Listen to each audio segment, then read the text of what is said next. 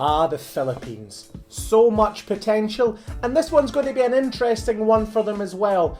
The ASCALs, the Street Dogs, how will they play in this year's tournament?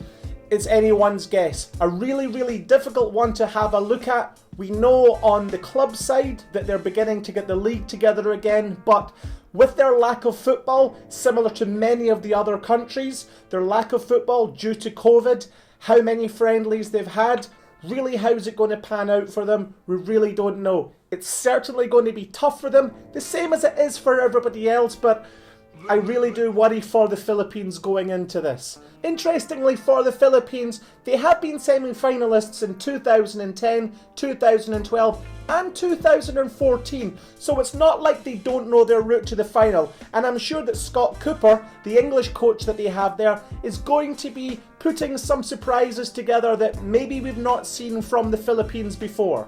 The Philippines don't play on match day 1, but they play the hosts Singapore on match day 2.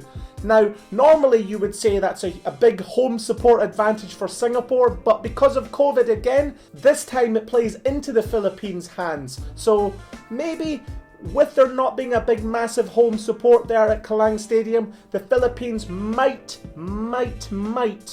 pull off a bit of a surprise. After that, they have Timor-Leste.